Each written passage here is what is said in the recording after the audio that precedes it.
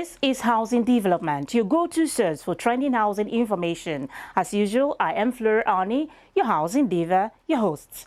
Coming up on the program today, we'll take a look at Real Estate Developers Association of Nigeria, new program REDAN RUHI 774, plus a look at impact of COVID-19 as economic downturn escalates homelessness, and voices on the streets. Nigerians react to the question on rent payment by in-laws. This and more will come your way right after we see the trending news in the housing sector.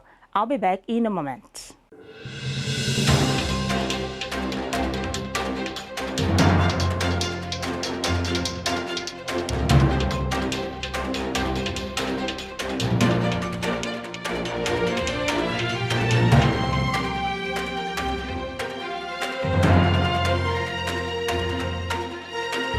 To maintain its relevance in the built environment sector, the Nigerian Institution of Surveyors plans to infuse new technologies on every aspect of its practice in the country. President of the institution, Dr. Kayode Oluwamotemi, who stated this in Abuja, said all mechanisms needed to ensure surveyors prosper would be put in place, and also pledged to undertake monitoring of infrastructure such as dams, bridges and roads, as well as pursue establishment of a law for the purpose. According to Oluwamotemi, 95% of private practitioners are engaged in cadastral surveying, and the institution will ensure stability so that money spent on construction will not be wasted and disasters are averted. The Department of Development Control of the Federal Capital Territory Administration has marked structures in some communities around the Usuma Dam buffer zone for demolition. The areas marked for demolition are both at the lower and upper axis of the dam, starting from its embankment. Speaking about the development, Acting Director of Development Control, Kwamku Garba, said residents in the buffer zone live in danger as no one may survive in the event of the dam breaking, hence all the structures will be pulled down. Concerns have continued to mount over abandonment of federal government buildings in Lagos, the nation's commercial nerve center. Some of the buildings, which have been overtaken by grass, are described by experts as environmental problems and mockery of a nation's ability to manage its assets for the benefits of citizens. Also of concern is millions of naira lost from what could have served as veritable sources of revenue if the properties have been put to use, particularly or rented out to investors. These buildings are mostly located in Lagos Island and include the old Federal Secretariat Complex in Ikoyi, the Nigerian External Telecommunications Building in Marina, the Defense House, formerly Independence Building, and former Navy Headquarters Building in Marina. Property owners and traders along the Nyanya interchange have until this week to vacate the area, as the Federal Capital Territory Administration has promised to remove all unapproved structures to make way for ongoing construction works in the area. Chairman of the FCT Traffic Management Team, Ikaru Atta, said the vacation order became necessary following return of worrisome traffic gridlock occasioned by the contravening structures on the right-of-way of this very busy road. Atta revealed that a stern order to immediately vacate the site has been given to owners of the affected structures that are mainly old structures made of mud, especially those who have received compensation for their property and have been fully paid some month ago in order for the road expansion work to go on. Mayors of Canada's biggest cities say they pushed Finance Minister Chrystia Freeland for a timeline on when the Liberals want to meet their goal of ending chronic homelessness in the country, and when extra housing help is coming for urban indigenous people. Speaking for the group, Edmonton Mayor Don Evanson said Freeland faced pointed questions about the homelessness promise which the Liberals made in last fall's throne speech after previously committing to halving the chronic homeless population. Chronic homeless people are often on the streets for long stretches of time and are difficult to house because many won't go to shelters and may be harder to reach through traditional support systems.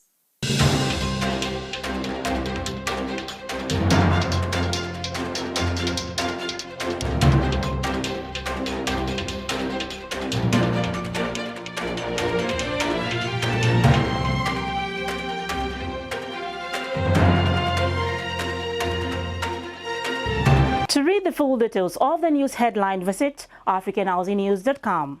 The Real Estate Developers Association of Nigeria held its annual general meeting recently in Abuja, where it honored some distinguished personalities and also unveiled the REDAN RUHI program. Take a look.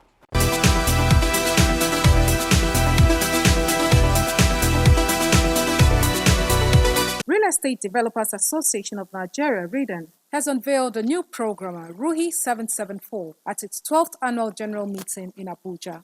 President of REDAN, Aliyu Wamako, declaring the event open, said the annual general meeting was an opportunity for the 6th Council of REDAN to give account of stewardship to members in accordance with the association's constitution and endorse its rural-urban housing initiative that has become a reality with the launch of RUHI 774. The association initiated the Housing Development Plan tagged Rural Urban Housing Initiative, which is aimed at developing at least 100 housing units in each of the 774 local government councils of the Federation, including the FCT, where peaceable and viable.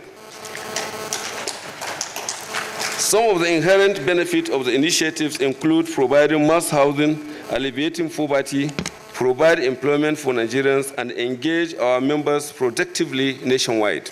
Wamako also revealing that the association was in collaboration with the Special Control Units Against Money Laundering and the Nigerian Financial Intelligence Units to check money laundering and financing of terrorism through the housing sector, called on the National Assembly to accelerate passage of the proposed Real Estate Regulations and Development Bill 2020 into law. Meanwhile, Honorable Minister of Works and Housing, Babatunde Raji Fashola, represented by Managing Director of Federal Mortgage Bank, Architect Ahmed Dangiwa, commended REDAN for its profound effort in the housing sector and pledged his full support to the association by ensuring that the Federal Mortgage Bank of Nigeria continues to give support and make affordable housing accessible for Nigerians. The partnership between REDAN and the FMBN in enhancing home ownership among Nigerians is one of the ones we cherished and work hard to continue to sustain. In FMBN, our focus is to deepen housing finance and mortgage sector to improve its contribution to the GDP. The FMBN as of today is the last resort of the common man through its affordable mortgages and home construction financing. Highlights of the event, which was attended by chief executive officers of real estate companies, executives of professional bodies, and stakeholders, included the presentation of awards to outstanding individuals who have contributed immensely to the development of REDAN and the housing sector. Everyone deserves a house, but not everyone owns one. Do you know that with just 2.5 million naira, you can own a house in any of the 774 local government councils, including the FCT? Now, here are a few things you need to know to be part of this opportunity. 1. The houses will be developed by the Real Estate Developers Association of Nigeria, REDAN, which is the principal agency and umbrella body of the organized real estate sector, public and private, with the responsibility of facilitating the delivery of affordable mass housing for Nigerians. 2. The program known as the Rural Urban Housing Initiative, RUHI 774, instituted by REDAN with the support of the federal government, Family Homes Funds, Shelter Aftik, etc., to provide homes for Nigerians at their local government of origin, state of residence, or anywhere of their choice across the 774 local government councils, including the FCT. Who can apply for RUHI 774? Personnel of paramilitary organizations, civil and public servants, NHF contributors, and Nigerian citizens with the capacity to pay for the houses. To benefit from this initiative, all you need to do is to fill the off-taker's expression of interest form online at ruhi.redan.org.ng free of charge. You can obtain a copy of the form at any of the REDAN and partnering agencies' offices nationwide. Payment options include mortgage loan, direct monthly deduction, installmental payment, and so on. With REDAN, there is a better life for every Nigerian. For inquiries, call John on 0803-456-2550 or Naomi on 0706-883-3003. Congratulations to all the awardees and my very own executive producer, Festus Adebayo, for an award well deserved.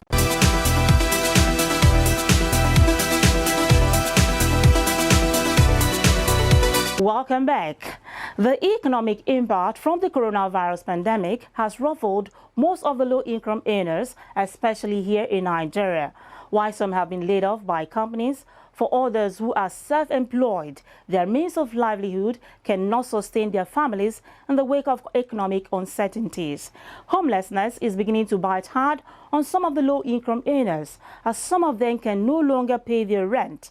The only available option for them is either to squat with relatives or settle in slums. In this report, we'll seek to highlight the pains and ordeals of homelessness. Globally, economic challenges from the wave of COVID-19 have come with a new dawn of homelessness emerging from economic downturns and have in no way negatively impacted everyone on the socio-economic scale. The worst hit have been low-income earners, many of whom are now homeless. In recent past, most homeless people in Nigeria, especially within major cities, were those seeking for better jobs, migrants, and people displaced by armed conflict. But today, the story is different. When you look at Africa and the percentage of, let's call it urbanization in Africa. Now, currently, using the statistics in 2010, 10% of the world population, 10% were living in the Africa urban areas. And the projections being muted out by the United Nations is by at least by 2050, that is going to double. Now, why are people moving to the urban areas? Of course, that is because of opportunities. Now, the challenge we're having, and we know, is that the rate at which houses are being provided, particularly affordable houses, is lower than the rate at which the urbanization is taking place. Africa, particularly sub-Saharan Africa, is of course experiencing the highest rate of urbanization. In major cities across Nigeria, the 2020 lockdown produced a wake of economic uncertainties, a spike in collapse of businesses, salary cuts, and job termination. This in turn resulted in a higher rate of unemployment and hardship, as many people lost their source of livelihood and could no longer pay their house rent or sustain their families. Things you find out that many can hardly feed how much more paying house rent. I have a brother in the Lord that owns up to 4 or 5 buildings, but he can hardly pay his children's school fees because the tenants are not paying. So it's quite tough, it's not easy. I've affected them, no money, the salaries are nothing to write home about. So these are one of the reasons why many don't pay. And I tell you that it's no longer enviable being a landlord in a place like Abuja, because a tenant may come in, pay you for 1 year or so. Then it's like saying, come box out the remaining years, because they hardly pay, the money is not there, and they will be the first to take you to court.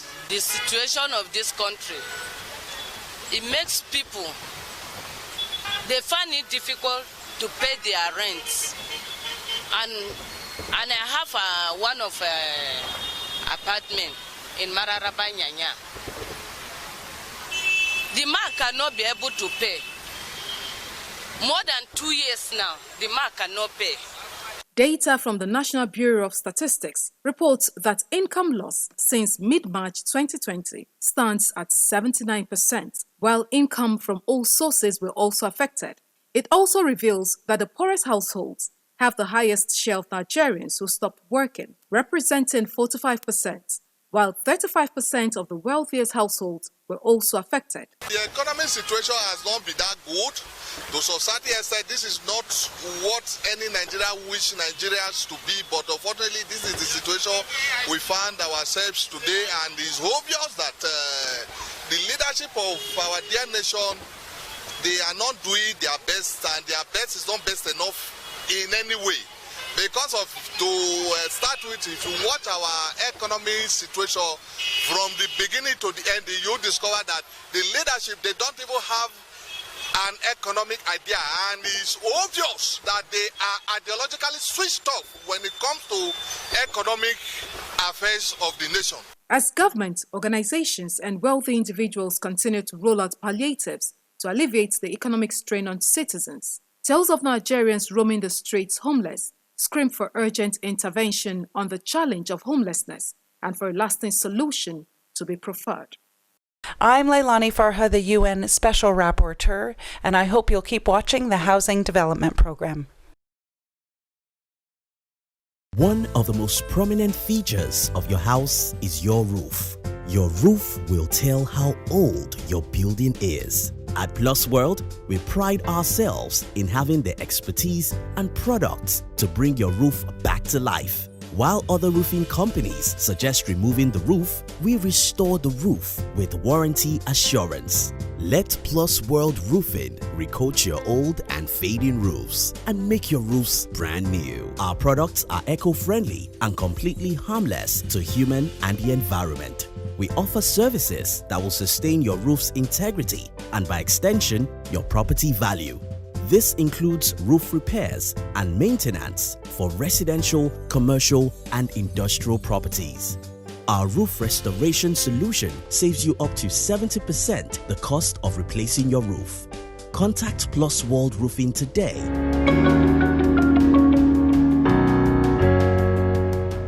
You're watching Housing Development. Still on the severe COVID-19 impact on residents who are low-income earners and tenants who have faced job and income loss which have prevented them from paying rent. On Voices on the Street, we shall be asking the question, can you allow your in-laws to pay your house rents? Let's find out as some Nigerians react to this question.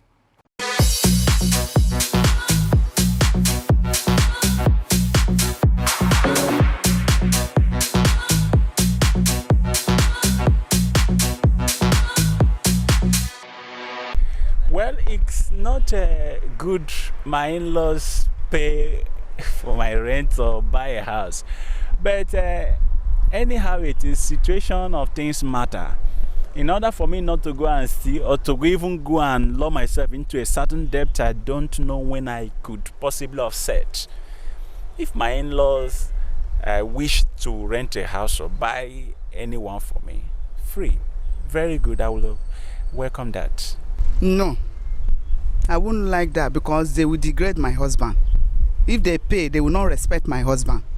I want my husband to rise up to his responsibility as a man so that nobody will neglect him. No, I don't want my in-law to pay house rent for us. I want my husband to pay house rent. I want him to get a job or something that is doing tangible so that he can be able to pay house rent or build his own so that we can be able to live inside and train our children for future hope. It depends though. Depends on your relationship with your in-law. If you have amicable relationship, there's a one family feeling among you and your in-law. It's not bad now. Yeah, it's not a bad thing. No. To me, it's not a bad thing for my in-law to pay for my rent. Honestly, if they can render a help to me, it's not a bad thing. In this situation, I should be able to provide if my husband cannot pay the house rent. So I should be able to assist him when it happens. Hopefully, we don't hope to be in that situation.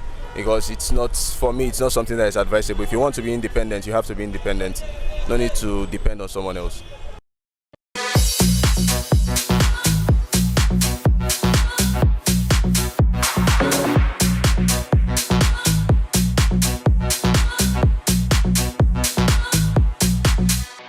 It is definitely different strokes for different folks. But then, whether you adore or barely tolerate your in-laws, what is most important here is you not being homeless at the end of the day. My name is Munia Tagma. I encourage you to watch Housing Development.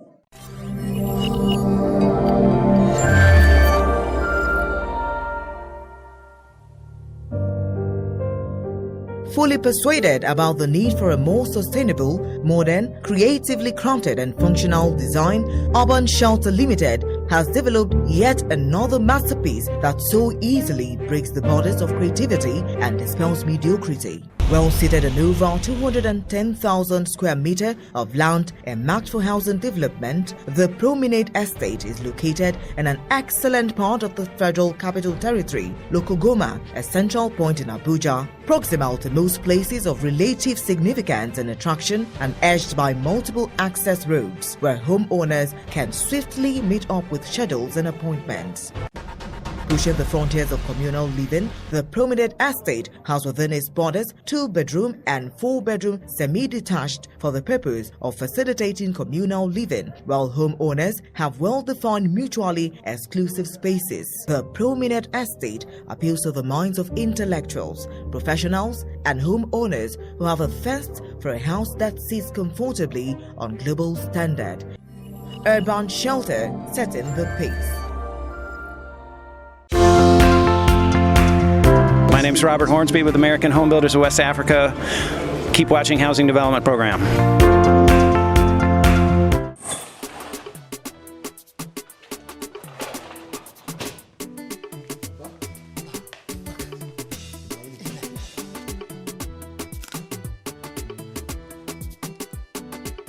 What is the name of my grandson? Suleiman. That's a good name. May the Almighty preserve him. Amen. Now that your family is growing, this is the time for you to start thinking of a house of your own. Abba, the thought of this has always been on my mind. To build a house now, you need a lot of money, and that is what is holding me back. Sonny, what you need is a mortgage. NHF mortgage loan. With NHF mortgage loan, you own a house upfront and pay gradually over a long period of time. Abba, I will go to the FMBN office right away. Come join us at FMBN and let's shelter Nigeria together. The much-awaited Abuja International Housing Show is less than 50 days away. This largest housing event in Africa is bringing experts from around the globe to discuss and brainstorm on the theme, a sustainable and resilient housing solution for a post-pandemic world. Another highlight of this event is the Affordable Housing Development Competition, which will focus on a new generation of thinkers to come up with a design on the interconnection between housing, healthcare, and economic opportunity by matching graduates and undergraduate students with professionals. Winners will be announced at the event. Now here is a look at some of the speakers of AIHS.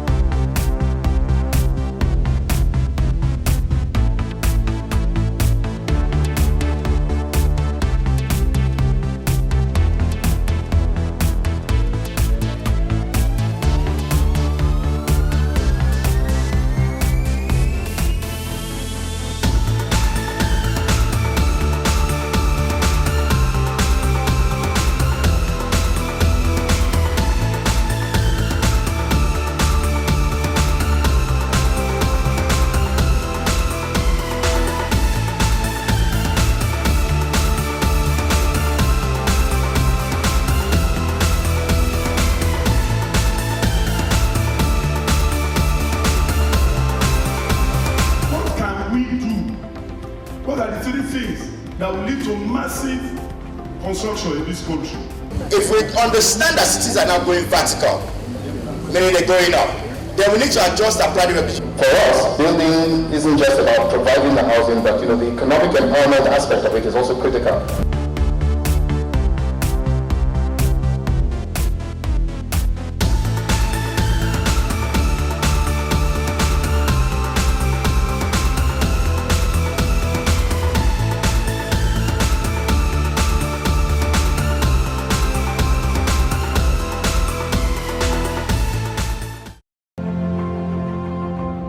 Abuja international housing show. It's about the whole of Nigeria, the whole of West Africa. You have stakeholders coming from all over, and in fact globally. It's an excellent way of bringing thought leaders, investors to come together and figure out ways to increase capacity in developing housing.